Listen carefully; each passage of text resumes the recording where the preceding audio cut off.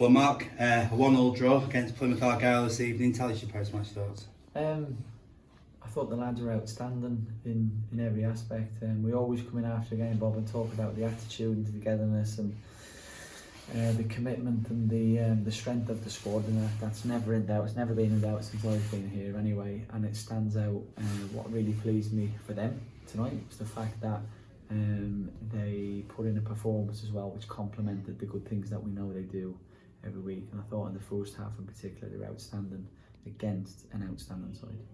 Horrible question, I know, but is there a little part of you which thinks, do you know what, we could have had 3 today? Of course, because we all want to win games, Bob, but we spoke at, I think the important thing is to be rational in what you're talking about and realistic, and, you know, Plymouth had a huge amount of possession in the second half, so they'll walk away thinking they should at least deserve something. On the flip side, I will reflect and look back at how many times we walked the keeper. So I'll take the positives from that, because in our first 6 games, what were very difficult to beat, but we weren't really walking goalkeepers. And in the last 2 games, we've caused 2 excellent sides. If Plymouth win tonight, I think we go top of the league. So the big plus for me is I know we'll always be hard to beat, but the big plus tonight was that in the last 2 games we're starting to work the opposition, which is really important. On the negative, we all want a clean sheet. Talking about working the keeper, we were at it right from the off tonight, weren't we? Yeah, look, I don't listen to other managers' interviews because I'm not really interested in other managers, but I did stumble across a manager recently who come out on his press and said only one team wanted to win and we turned up and put 11 men behind the ball. I don't play like that. If you give me a chance to press you, I'm going to press you. So we want to press as much as we can, and I'm not going to get away from that, change from that. If he had half a brain, he would have complimented himself on how well his team played and that he actually penned us back in, but he obviously didn't recognise that. But from the off, we want to come after it. We know Plymouth play good football, we know they'll try to play. I love their style of play, it's brilliant. But if you give us an opportunity to press you, we'll press you.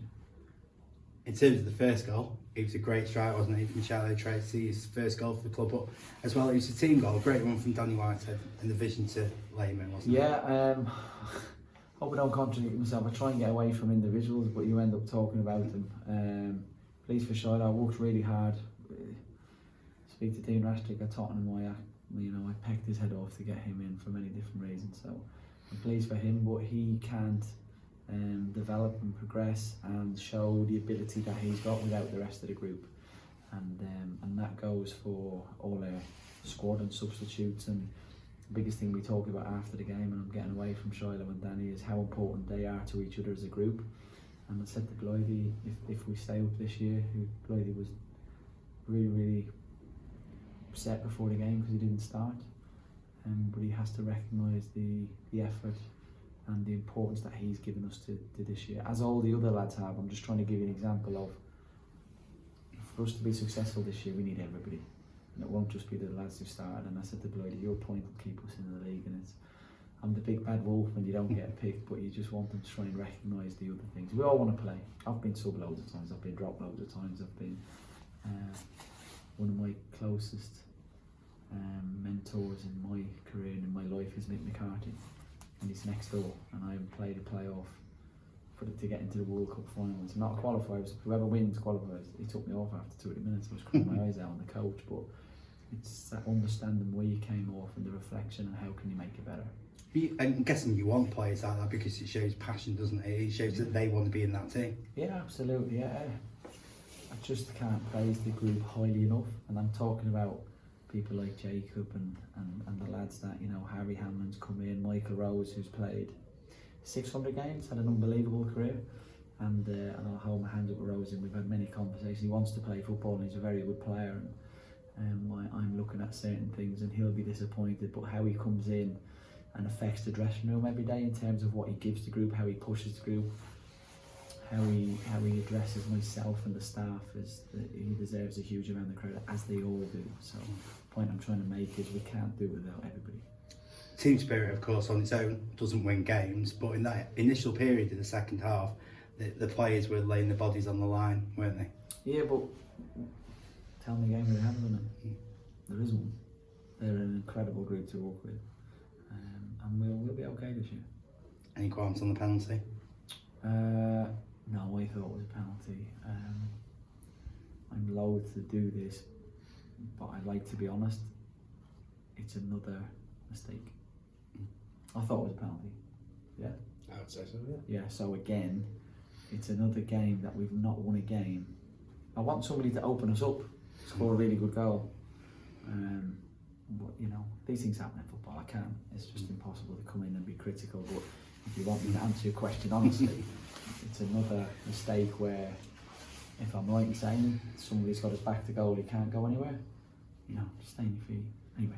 So just before that as well, you replaced Shilow with David Fitzpatrick. What's the rationale behind that move? In taking Shilow off? Yeah, and obviously replacing with Fitzy. That's pretty straightforward, and you just hope that, I don't really care actually, because I'm paid to make decisions, but you just hope people watching the game understand Shiloh's come from development environment, and at the minute he can't play 90 minutes, and that's, you know, I thought he was beyond outstanding tonight. He was so effective, but I know before the game starts he's not going to finish the game. He knows that, and hence the reason why he's here to, you know, build and develop and become robust and understand what men's football looks like. He's been playing. Listen, I've coached 23s football this year. It's an amazing environment. I'm beyond so passionate about it, but I can still play 23s football. I'm 43, Bob. Obviously we move on now, don't we? We move on. We've got a big Cheshire derby on Saturday against Crewe. We'll go into that with confidence now, won't we? Yeah, I don't know how this has happened, Bob, but in my first 10 or 12 games, I think 8 of our teams are going to be in the top 7. So we've obviously got Crewe twice, Plymouth twice. So it's a great game, you know, local derby. We'll bring plenty of supporters there. It's thankfully it's a close one for our fans to travel, because I keep on saying it's an expensive sport to follow. A really impressive team. Really like the manager. I was super impressed with him when he was here, in how he speaks about the game and how his team plays. So it's going to be a cracking game of football. Usually we finish these interviews by a few words about the fans. Obviously quite a few Mac fans turned up in the cold today, but as well as that, we have to make reference to 700 odd Plymouth fans. What a great support that is as well. Yeah, I mean, firstly I have to say a massive thank you to our fans, because no matter what's happening when we play, and Saturday's a good example, we're 2-0 down after 17 minutes. Yeah. You know, we knew going to Leyton Orient a few weeks ago, if we go 1-0 up, they're going to turn on them. And I've played at grounds like that, but our fans just continually support and get behind us. Yeah. And so huge thank you for them, because through thick and thin, and you look at everything that's gone on, they're there every week, they support us, they really get behind the lads, and the lads are aware of that. We're really grateful. We say it in a note every week, yeah, please keep supporting that. It's not lip service. But you know, Plymouth are a big club as well, well supported, and you know, credit to their fans for coming up and actually playing a big part in the game. I thought it was a great atmosphere, and I thought they were a credit to the club as well. Brilliant. Mark, I think the fire alarm's trying to tell us something, but congratulations, and we'll look forward to Saturday. Thank you, Rob.